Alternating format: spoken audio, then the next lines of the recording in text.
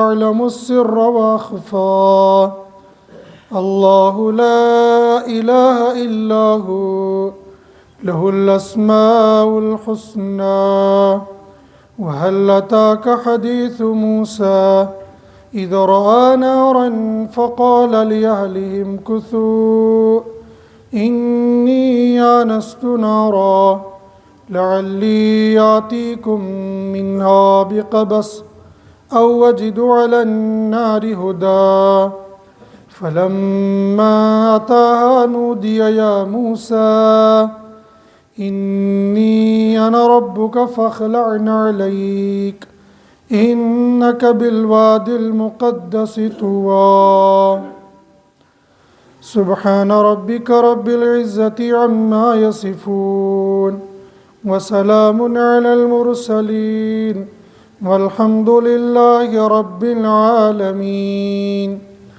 اللهم صل على محمد وعلى آل محمد كما صليت على إبراهيم وعلى آل إبراهيم إنك حميد مجيد اللهم بارك على محمد وعلى آل محمد كما باركت على إبراهيم وعلى آل إبراهيم إنك حميد مجيد يا رب صل وسلم دائما أبدا على حبيبك خير الخلق كلهم يا رب صل وسلم دائما أبدا على حبيبك خير الخلق كلهم يا رب صل وسلم دائما أبدا على حبيبك خير الخلق كلهم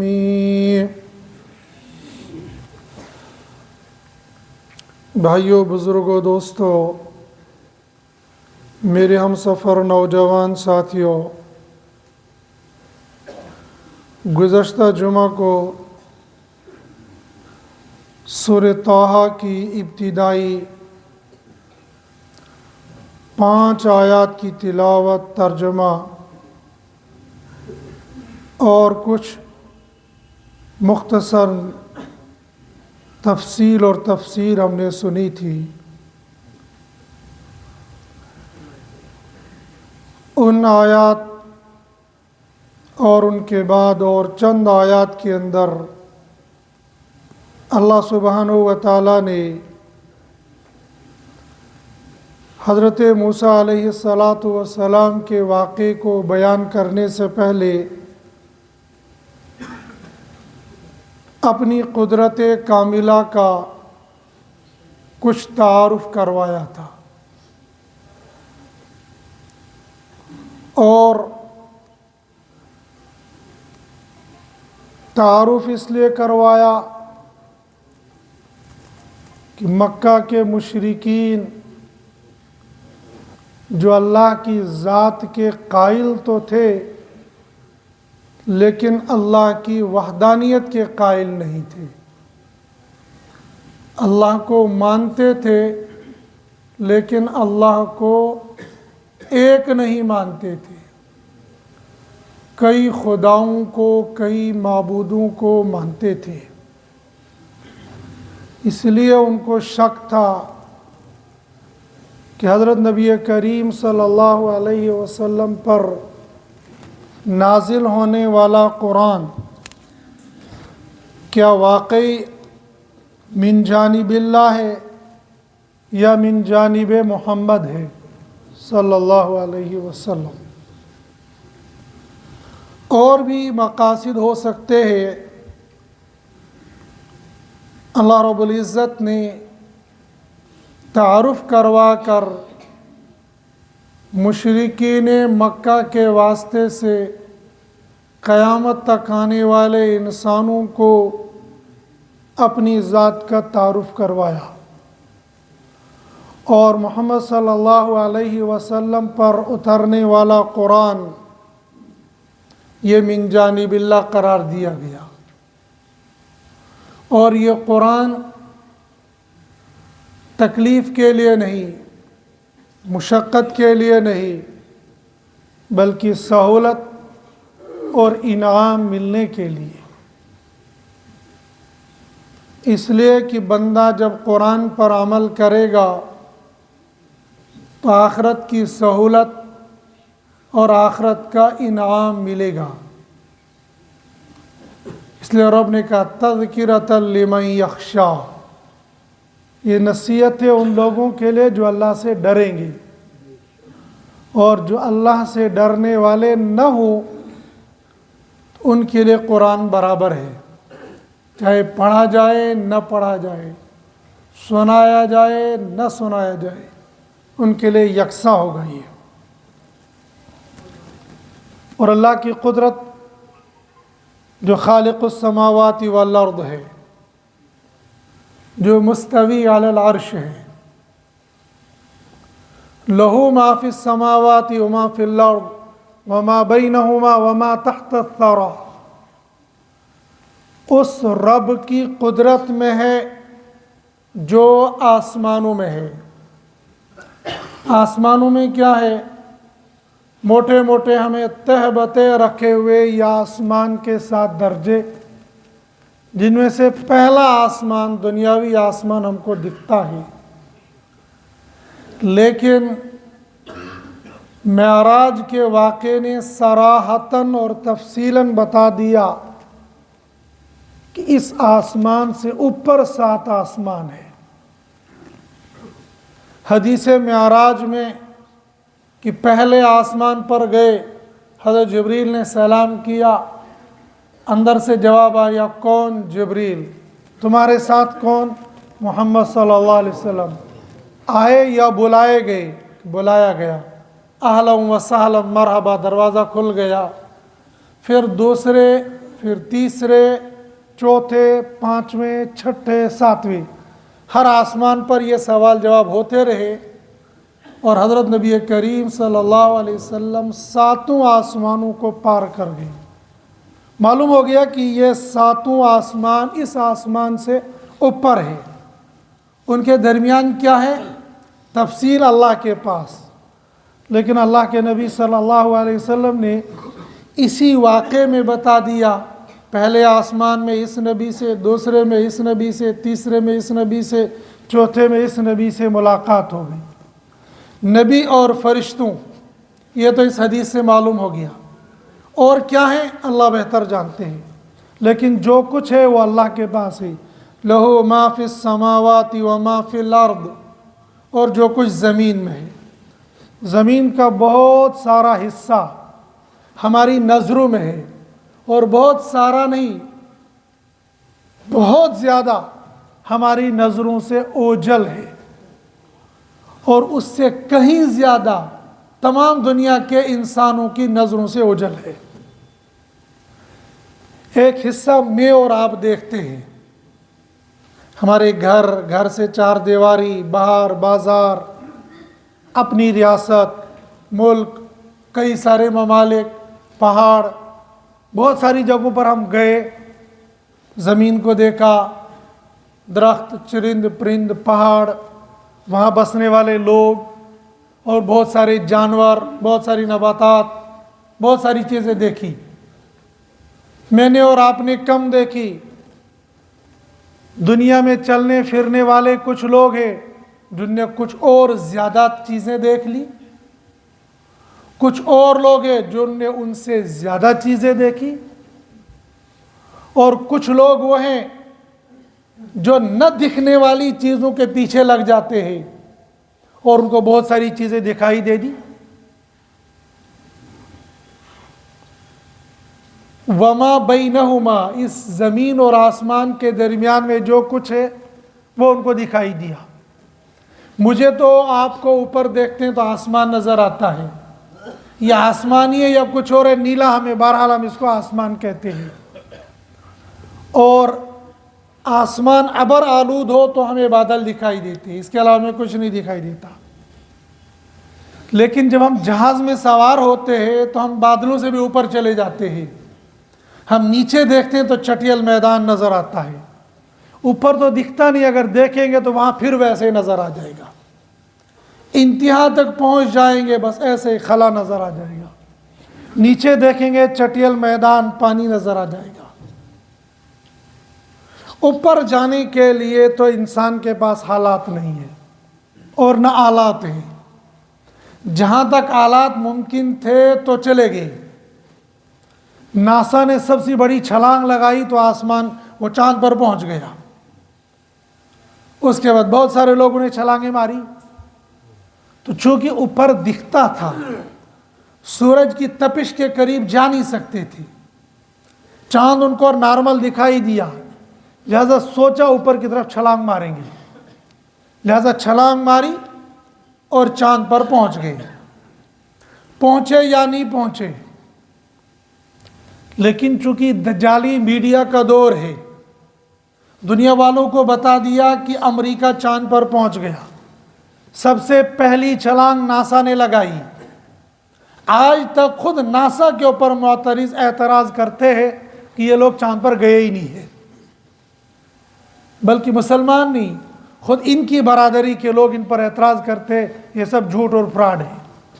لیکن بہرحال ہم یہی مان کر چلے گئے ناسا پر چلے گئے، ناسا والے چاند پر چلے گئے۔ اب تو بہت سارے ملکوں نے کہا کہ ہم چاند پر پہنچ گئے۔ ہر بندہ چندریان پر پہنچ کر دعویٰ کرتا ہے، کس حد تک پہنچتا ہے واللہ اعلم۔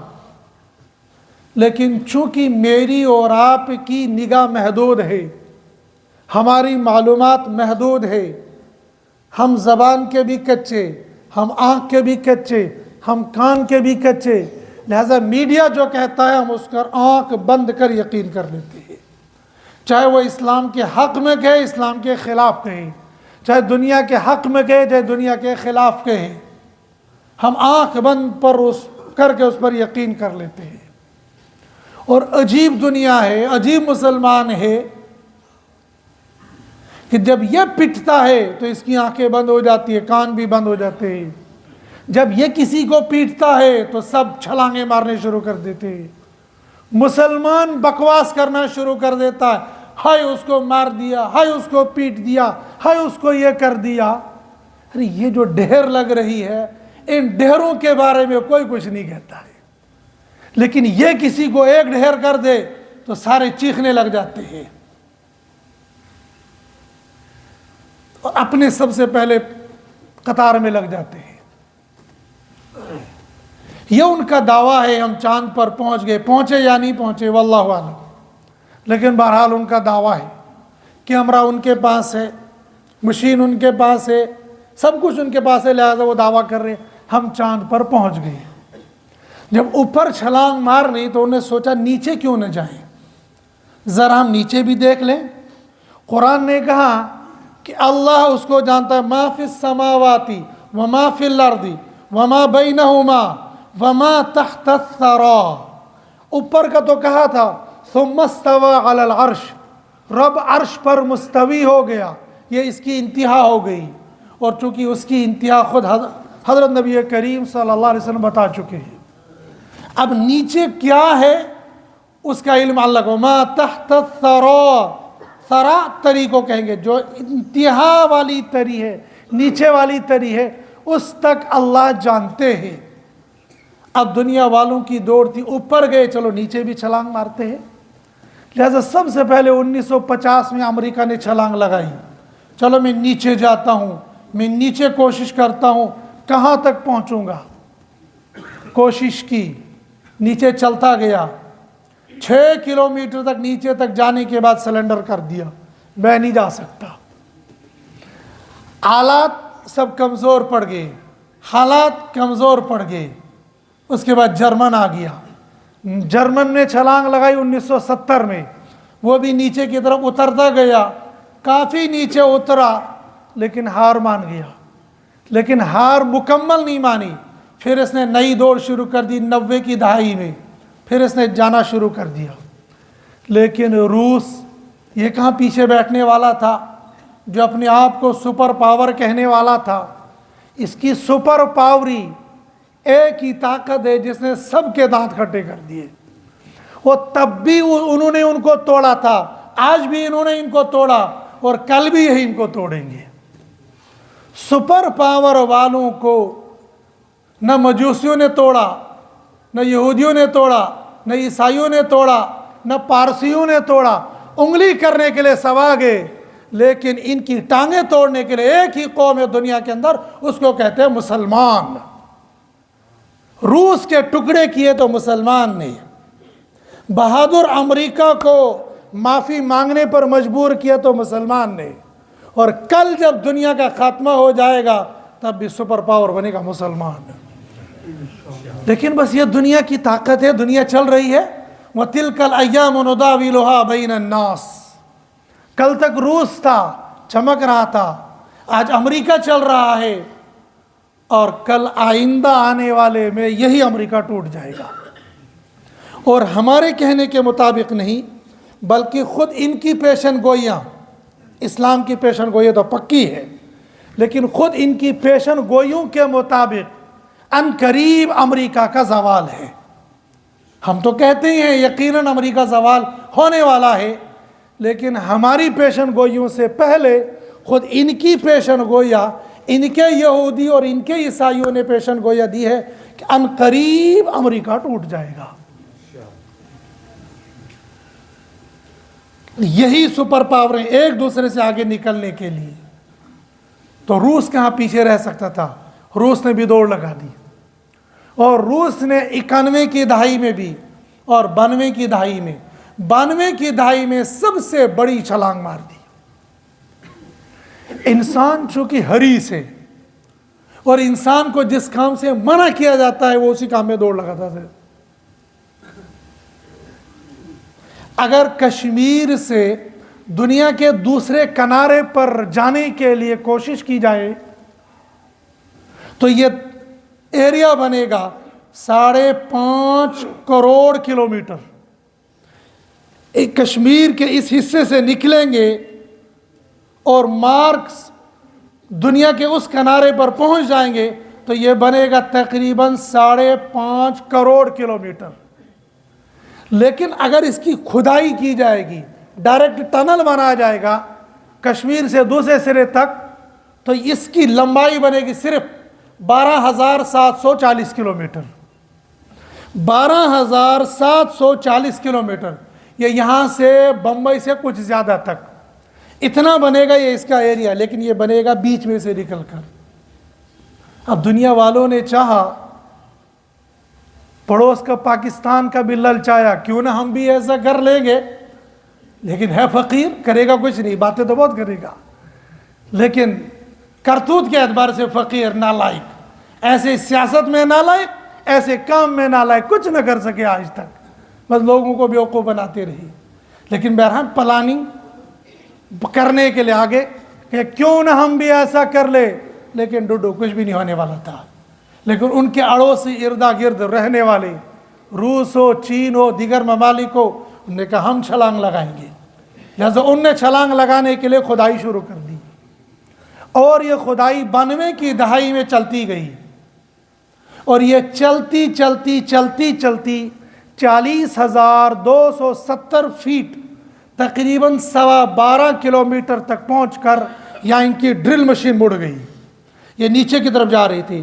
جیسے پانی نکالنے کے لیے ہم مشین لگاتے ہیں اور ڈرلنگ مشین نیچے جاتی ہے، ایسے انہوں نے ڈرلنگ مشین کے ذریعے سے نیچے جانا شروع کر دیا، اور پہنچتے پہنچتے تقریباً 12.25 کلومیٹر کی دوری پر پہنچ کر سب سے پہلے ان کے سامنا جو کیا وہ درجہ حرارت نے، وہ تقریباً 180 ڈگری سینٹی گریڈ درجہ حرارت بڑھ گیا۔ یہاں تو 40 اور 45 پہنچ جاتا دبنا دماغ ختم ہو گیا، جب 180 ڈگری پہنچ گیا ہوگا تو وہاں تپے گا کیا؟ ایک پریشانی ان کے سامنے یہ ہو گئی، دوسری پریشانی ان کے سامنے پہاڑ آ گیا، چٹان آ گئی، ایک ایسی چٹان کی ڈرلنگ مشین چلاتے گئے، ڈرلنگ مشین صاف تو ہوتی گئی، مڑتی تو گئی، لیکن پتھر کو سوراخ کر نہ پائی۔ اور تیسری اور بھیانک چیز جو ان کے سامنے آ گئی وہ حوادثات، وہ چیخ و پکار، وہاں سے عجیب و غریب قسم کی آوازیں۔ لہذا روس کے سائنسدانوں نے کہہ دیا کہ ہم جہنم کے کنارے پر پہنچ گئے، اور انہیں وہاں سے رپورٹ لکھی کہ خدا نے جہنم یہیں پر بنائی ہے، ساری بدروحیں یہیں پر اکٹھی ہو گئی ہے، اس لیے کہ درجہ حرارت بھی یہاں کی انتہا کو پہنچ چکا ہے، اور یہاں سے عجیب و غریب قسم کی آوازیں بھی آ رہی ہے، اور یہاں سے اندر جانے کا راستہ بھی کوئی نہیں ہے۔ یہ اللہ کے راز ہیں۔ جہنم اوپر ہے یا نیچے ہے، یہ تو ابھی علماء ہی فیصلہ نہیں کر پائے کہ اوپر ہے یا نیچے ہے، اور جہنم بنائی جا چکی ہے یا اب اللہ نے بنانی ہے، اس میں بھی اختلاف ہے۔ ہوگا آخرت میں یہ سارا، لیکن اللہ نے نمونے بنائے۔ جیسے دنیا کے اندر آگ ہے، بٹھی ہے، یہ جہنم کا ایک نمونہ ہے۔ علماء نے لکھا ہے کہ جو دنیا کے اندر آگ ہے، اس آگ کی انگارہ چنگاری، انگارہ نہیں چنگاری، یہ اللہ رب العزت نے جہنم سے 70,000 دریاؤں سے دھو کر پھر دنیا والوں کو دے دی، پھر دنیا والوں کے لیے آگ بن گئی۔ یہ تحقیق کہاں تک صحیح ہے واللہ اعلم، لیکن علماء نے لکھا ہے کہ 70,000 دریاؤں میں اس چنگاری کو دھویا گیا، پھر دنیا کے اندر اس کو لایا گیا۔ اور آج اس چنگاری، اگر یہ چنگاری جلتی رہے تو 1 منٹ تو بہت دیر کی بات ہے، 10 یا 20 سیکنڈ بھی ہم اس کو اپنی ہتھیلی پر رکھ نہیں سکتے ہیں۔ اگر ششتر ٹکر خارس نشن انسان بھی ہے یا ویلڈنگ والے کے پاس جائے گا اور وہاں سے لوہے کا گرما گرم، جب وہ ویلڈنگ کر رہا ہو، ایک تو وہ انگارہ اترتا ہے، وہ نہیں، اگر لوہے کا معمولی سا تنکا وہاں سے اڑ کر آ جائے اور انسان کی ہتھیلی پر پہنچ جائے اور وہ آدھا منٹ ہتھیلی پر رہے، وہ جل کر اس کو سراخ کر دے گا۔ یہ معمولی سی چنگاری یہ انسان نہ برداشت کر سکتا ہے اور نہ یہ آنن فارن ختم ہو سکتی ہے۔ تو جب انسان کو پورے آگ کی بھٹی میں ڈال دیا جائے گا تو پھر انسان کا رہے گا کیا؟ وہ تو قورمہ ہی بن جائے گا۔ لیکن اللہ پاک جلائیں گے بھی، سزا بھی دیں گے، قورمہ بھی نہیں بنائیں گے۔ سزا ملتی رہے گی، بندہ ٹھیک ہوتا رہے گا، سزا پاتا رہے گا، اور وہ جہنم ہوگی۔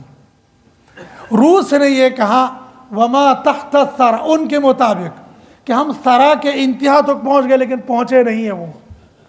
اللہ رب العزت فرماتے کہ وہاں اور وہاں سے نیچے بھی کیا ہے اللہ اس کو بھی جانتے ہیں، اور اس سے نیچے جو پہاڑ، جو جانور، جو جاندار، جو کچھ ہوں گے، رب فرماتے وما تحت الثرى، ہم اس کو بھی جانتے ہیں۔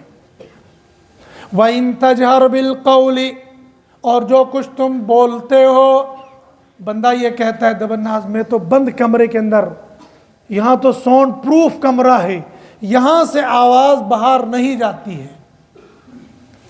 آج کا سائنسدان کہتا ہے، سچ یا جھوٹ وہ وہی جانے گا، لیکن آج کا سائنسدان یہ کہتا ہے بندہ جب منہ سے اپنا بول نکالتا ہے تو 16 گھنٹوں کے بعد یہ آواز پوری دنیا میں چلی جاتی ہے۔ پھر یہ کس کس کو سنائی دے گی واللہ اعلم۔ 16 گھنٹے تو بہت دور کی بات ہے۔ یہ جو ہمارے سامنے کیمرے ہوتے ہیں، جیسے یہ کیمرہ لگا ہوا ہے، اگر اس کیمرے پر لائیو پروگرام چل رہا ہو کسی بھی سوشل میڈیا کی ویب سائٹ پر، تو دنیا کے جس کونے کے ساتھ اس سائٹ کا لنک ہوگا وہ لوگ براہ راست، ابھی یہ سین میں نے یہاں بولا، یہ دنیا کے کونے میں آنے واحد کے اندر سن لیں گے، بشرطے کہ نیٹ کی رفتار تیز ہو۔ بس میں نے یہ لفظ یہ کہا، جتنی مرتبہ کہا اتنی مرتبہ دنیا کے اس کونے کے اندر یہ آواز پہنچ جائے گی۔ جہاں 6 مہینے کا دن 6 مہینے کی رات ہے، اگر وہاں پر نیٹ ورکنگ ہوگی اور یہ ویب سائٹ وہاں سے کنیکٹ ہوگی تو آنے واحد میں یہ آواز وہاں پہنچ جائے گی۔ جب ٹیکنالوجی یہاں ترقی کر گئی ہے، تو جب یہ ٹیکنالوجی نہیں تھی تبھی فضا کے اندر یہ آواز گونج جاتی ہے۔ آپ شہر والے ہیں، شہر والوں کو شاید یہ آواز یہ سمجھ میں نہیں آئے گا، لیکن جو گاؤں دیہات پہاڑوں کے لوگ ہیں، وہ پہاڑی لوگ جب پہاڑ میں پہنچ جاتے ہیں تو جب یہ آواز نکالتے ہیں تو جیسے مائک کے اندر ایک ایسی ساؤنڈ ہوتی ہے، یہاں سے آواز نکالو، وہاں سے 1 2 3 مرتبہ واپس آواز آ جاتی ہے۔ یہ تو لوگوں نے سائنس ٹیکنالوجی کے ذریعے سے آواز بنائی. رب نے ان پہاڑوں کے اندر ایسے ساؤنڈ پروف خود پہاڑ بنائے ہیں، جب وہ آواز پہاڑوں میں لگاتے ہیں وہ آواز وہاں ٹکراتی ہے، ٹکرا کر کئی مرتبہ واپس آ جاتی ہے. پرانے لوگ جب جاتے تھے دبنا اچھے ڈین روزر اور گزوں نے کیے تھے نا، اپنے بچوں کو کہتے تھے ڈنگر وہاں نہیں لے جانا، وہاں جنات ڈینے رہتی ہے. کیا ہے تو اچھے آواز واپس ہی وہ جنات کے ذریعے سے نہیں، وہ اللہ کی قدرت کاملہ کے ذریعے پتھروں سے بیابانوں سے ٹکراتی تھی، واپس آ جاتی، پھر وہاں سے کہاں کہاں پہنچ جاتی ہے اللہ کی قدرت جانتی ہے. یہ آج یہ کہتے ہیں کہ 16 گھنٹے میں پوری دنیا میں یہ آواز پہنچ جاتی ہے، اور اللہ وحدہ لا شریک روز اول سے اس آواز کو پوری دنیا میں پہنچانے پر قادر ہے. وَإِن تَجْهَرْ بِالْقَوْلِ، جو کچھ تم اپنی زبان سے آواز نکالتے ہو، فَإِنَّهُ يَعْلَمُ، وہ اللہ اس آواز کو جانتا ہے. صرف اس کو نہیں جانتا ہے، سر جو دل کے اندر تم چھپا کر بیٹھے ہو، سر اور خف، یہ دو چیز قرآن نے بیان کی ہے. یعلم السر واخفا، اللہ سر کو بھی جانتا ہے اور اخفا کو بھی جانتا ہے.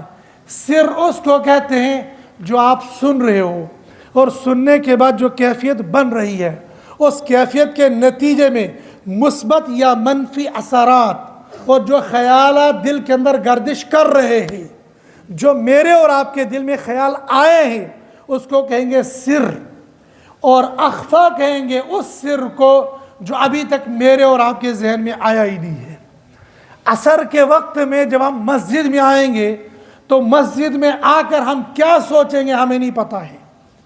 ہم اللہ کو سوچیں گے، دکان کو سوچیں گے، دفتر کو سوچیں گے، امام صاحب کو سوچیں گے، قرآن کو سوچیں گے، اولاد کو سوچیں گے، ہمیں نہیں معلوم کیا. لیکن رب فرماتے ہیں اللہ تمہارے بول کو بھی جانتا ہے، اللہ تمہارے دل کے راز کو بھی جانتا ہے، اور جو ابھی تمہارے دل وہم میں بھی آیا نہیں ہے اللہ اس کو بھی جانتا ہے. یعلم السر واخفا، دل کے راز جو اس وقت موجود ہے اس کو بھی، جو آنے والا ہے اللہ اس کو بھی جانتا ہے. لہذا او نالائقو کفار مکہ، جو تم 360 پلس بنا کر رکھے ہو یہ سب نکال دو. اللہ لا الہ الا ہو. ابو جہل، ابو لہب اور اس کی کمپنی والوں سنو، نہ تمہارا لات ہے، نہ تمہارا عزا ہے، نہ تمہارا حبل ہے، اور نہ تمہارے وہ جو ہر دن کے لیے تم نے ایک نیا خدا بنا کے رکھا ہے. مشرکین مکہ نے 1 جنوری کے لیے الگ، 2 کے لیے الگ، 3 کے لیے الگ، 4 کے لیے الگ، یہاں تک کہ 31 دسمبر ہو جائے، 360 یا 65 دن، اور انہوں نے اللہ کے گھر کے اندر یہ 360 یا 65 بت بنا کر رکھے تھے. ہر پتھر، ہر کنکر اور شنکر کے سامنے اپنی حاجت لے کر پہنچ جاتے تھے. رب نے کہا ابو جہل اینڈ کمپنی سنو، کوئی نہیں ہے ان میں سے، اللہ لا الہ الا ہو، اللہ تو بس ایک ہے. چونکہ وہاں سب سے بڑا چیلنج تھا اللہ کی وحدانیت، اللہ ایک ہے. اسی لیے تو بلال حبشی رضی اللہ تعالیٰ عنہ کو جب ابو جہل اینڈ کمپنی مارتی تھی تو حضرت بلال رضی اللہ تعالیٰ عنہ کہتے ہیں احد احد، ایک ایک. وہ کہتے نہیں خدا 2 مانو، کہتے ہیں 2 نہیں، خدا تو ایک ہی ہے، اللہ تو ایک ہی ہے، رب تو ایک ہی ہے، مالک تو ایک ہی ہے، رزاق تو ایک ہی ہے، جبار تو ایک ہی ہے. اللہ لا الہ الا ہو، بس ایک اللہ ہے. لہو الاسماء الحسنى، ہاں اس اللہ کو اللہ رحمان رحیم مالک الملک ذو الجلال والاکرام قدوس سمیع بصیر خالق لطیف بشیر نذیر، اور ان تمام ناموں کے ساتھ تم پکار سکتے ہو. لیکن اللہ ایک ہے، اس کے صفاتی نام یہ سارے کے سارے ہیں، ورنہ اللہ تو ایک ہے. یہ توحید کی دعوت सिर्फ अबू जहल एंड कंपनी को नहीं थी, बल्कि क़यामत तक आने वाले हर मुसलमान को ये बता दिया था कि जब तुझे मुलाजमत की ज़रूरत हो उस अल्लाह से मांगना, जब तुझे रिज़्क़ की तंगी आ जाए उस अल्लाह से मांगना, जब तेरे ऊपर हालात आ जाए उस अल्लाह से मांगना, और जब तुझे बीमारी आ जाए उस अल्लाह से मांगना। जो हालात तेरे पर आ जाएंगे हर हाल में उस अल्लाह से मांग लेना। वो रज़्ज़ाक़ भी है, वो खालिक भी है, वो मालिक भी है, वो समीअ भी है, वो बसीर भी है, वो खबीर भी है, वो अलीम भी है। रिज़्क़ की तंगी है तो उस रज़्ज़ाक़ से मांग ले, परेशान है उससे हिफाजत या हफीज़ कहकर उससे मांग ले, दुनिया वाले तंग कर रहे या वदूद कहकर अल्लाह से मांग ले। मोहब्बत देने वाला तू है, मेरे दिल के अंदर उनकी मोहब्बत, उनके दिल के अंदर मेरे दी मोहब्बत, बस अल्लाह से लो लगा के अल्लाहु ला इलाहा इल्ला हु लहुल अस्माउल हुस्ना। अल्लाह वालों ने लिखा है कि अल्लाह के जितने नाम हैं उन नाम के जो मीनिंग है, जो मतलब है, उन मतलब के उनमें असरात है। लिहाजा रिज़्क़ की तंगी वाला जब अल्लाह को या रज़्ज़ाक़ु या रज़्ज़ाक़ु या रज़्ज़ाक़ु कहकर पुकारता है, अल्लाह उसकी रिज़्क़ की तंगी को दूर कर देते हैं। मिसाल मियाँ बीवी के दरमियान में झगड़ा है, किसी अल्लाह वाले के पास जाते हैं तो मियाँ बीवी को दोनों को अलग अलग कहते हैं, तुम भी को या वदूदू या वदूदू या वदूदू, या ये वजीफ़ा तुम भी रखो, तुम भी रखो। अल्लाह तुम्हारे दिलों के अंदर मोहब्बत पैदा करेंगी। कोई जालिम तुम्हें तंग कर रहा है और तुम्हारी जान का माल का दुश्मन बन गया है, या हफीज़ु का वजीफ़ा रखो, अल्लाह उस जालिम से हिफाजत करेंगी। और अगर तुम्हें कोई काम फंस गया है, तुम्हारा काम चल नहीं रहा है, तुम्हारी दुकानदारी, तुम्हारी ठेकेदारी, तुम्हारी मजदूरी, काम चल नहीं रहा है, तुम पुकारो या नासिरु या नासिरु या नासिरु या नासिरु, अल्लाह मददगार, अल्लाह मदद करने वाला है। अल्लाह तुम्हारे मसले को इस तरीके से हल करेंगी। लहुल अस्माउल हुस्ना, उन नामों के साथ अल्लाह को तुम पुकार कर, जब अल्लाह की वहदानियत का यकीन रख कर अल्लाह से मांगोगे, अल्लाह तुम्हारे दुनिया और आखिरत के मसाइल को हल कर देंगे। लेकिन अल्लाह वो तन्हे तना है, उस अल्लाह के साथ किसी कंकर को शरीक न ठहराना, उस अल्लाह के साथ किसी शंकर को शरीक न ठहराना, उस अल्लाह के साथ किसी जिंदा को शरीक न ठहराना, उस अल्लाह के साथ किसी मुर्दे को शरीक न ठहराना, उस अल्लाह के साथ किसी बिल्डिंग को शरीक न ठहराना, उस अल्लाह के साथ किसी शजर को शरीक न ठहराना, उस अल्लाह के साथ किसी हजर को शरीक न ठहराना।